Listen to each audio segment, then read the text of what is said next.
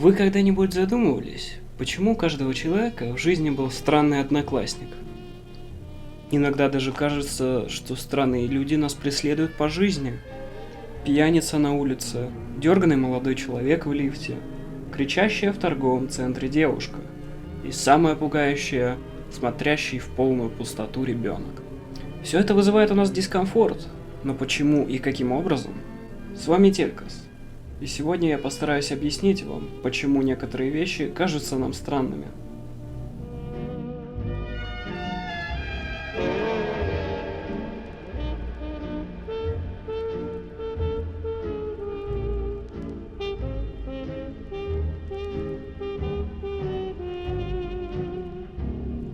Как же я люблю спать, особенно когда снится прекрасное место.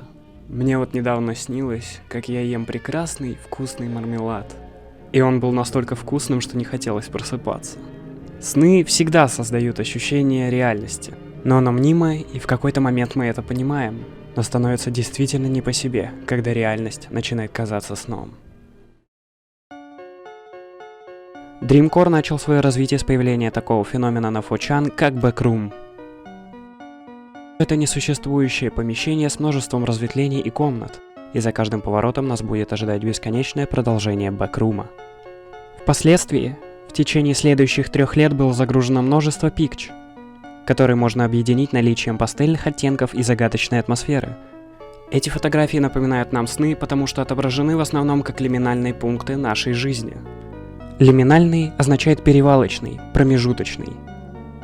Магазин, школа, заправка, автобусная остановка, пешеходный переход и многое другое как раз таки являются лиминальными местами. По отношению к жизни, школа – это лиминальное место, а сны – это лиминальный процесс между вчера, сегодня и завтра.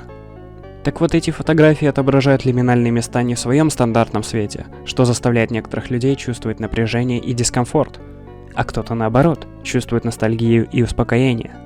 В основном, панику от этих фотографий ощущают люди с очень богатым воображением. Почему одна полка пуста?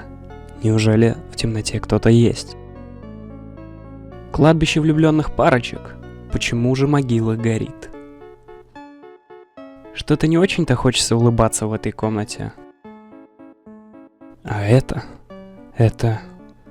обычная фотография косметологии в Самаре.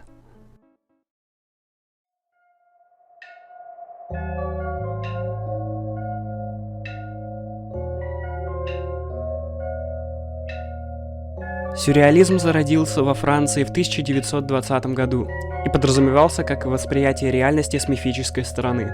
Даже можно сказать то, что художники-сюрреалисты подходили к восприятию мира с иррациональной стороны. Такой взгляд на мир чужд для большинства живущих на Земле людей. Даже сейчас многие не могут понять сюрреализм, а то и вообще не признают его как искусство. Weirdcore появился спустя 100 лет на просторах 4chan и Reddit.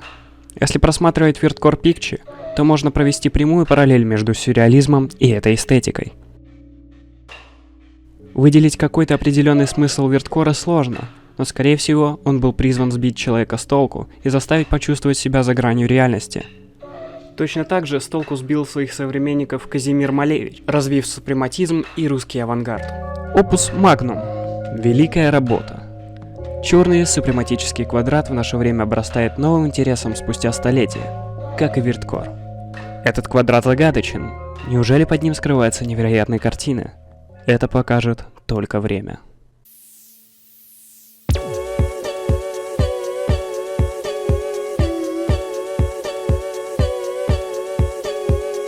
Ни для кого не секрет то, что психологические травмы не редкость в наше время. Они приводят к непониманию и отторжению в нашем обществе. Психология есть наука о закономерностях психической деятельности. Травмакор можно назвать одной из таких закономерностей.